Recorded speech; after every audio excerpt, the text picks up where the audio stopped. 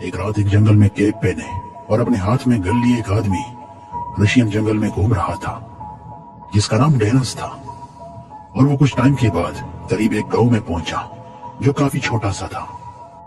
वहां उसने एक होटल में रुकने का सोचा और वहां पर स्मिथ बैठा था जिसने उसको यहाँ पर बुलाया था और बताया कि गांव में लोग मर रहे हैं एक खूंखार भेड़िए की वजह से जो पूरे चांद की रोशनी में आता है। डेनिस ने अपना सर ऊपर उठाया और कहा सिल्वर की एक बुलेट ही उसके लिए काफी होगी। लोगों ने सिल्वर बुलेट बनाना शुरू कर दिया ताकि भेड़िया मर जाए और स्मिथ ने वो बुलेट डेनिस के हाथों में दे दी। पूरे चांद की रात सब अपने गांव में छुप गए और बाहर बिल्कुल सन्नाटा था और फिर सबने अपनी लाइट्स ऑफ कर दी और सब भेड़िए के आने का इंतजार कर रहे थे। वो रात बहुत ठंडी रात थी। डेनिस अपने ऊपर कपड़ा लेके सो रहा था और फिर चांद की रोशनी फैली और वो भेड़िया आ गया जिसका जिस्म इंसान जैसा और शक्ल भेड़िए जैसी थी और वक्त आ गया था उसको खत्म करने का। और वो चिल्ला रहा था, ऐसा लग रहा था वो भूखा है, खून पीने के लिए तड़प रहा था। और वो भेड़िया डेनिस की तरफ भागा लेकिन वहां लकड़ी पड़ी थी और फिर वो गुस्से में पागल हो गया।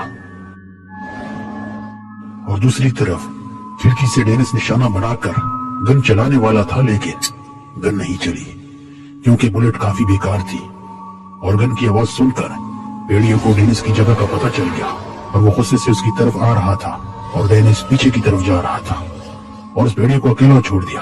डेनिस ने बुलेट को चेक किया, उसमें बारूद ही नहीं था और ये गोली कभी चलने के लायक थी ही नहीं। और अगले दिन स्मिथ को सिपाही ले गए क्योंकि उनको लगा था कि यही भेड़िया है और इसने खुद को बचाने के लिए खराब गोली बनाई। और दूसरी तरफ उसकी फैमिली रो रही थी और स्मिथ चुपचाप अपनी मौत की तरफ जा रहा था। और गांव के मेयर ने डेनिस को कोई पेमेंट नहीं दी क्योंकि उसने भेड़िए को नहीं मारा था और बोला कि यहां से चले जाओ, हम खुद इसको संभाल लेंगे।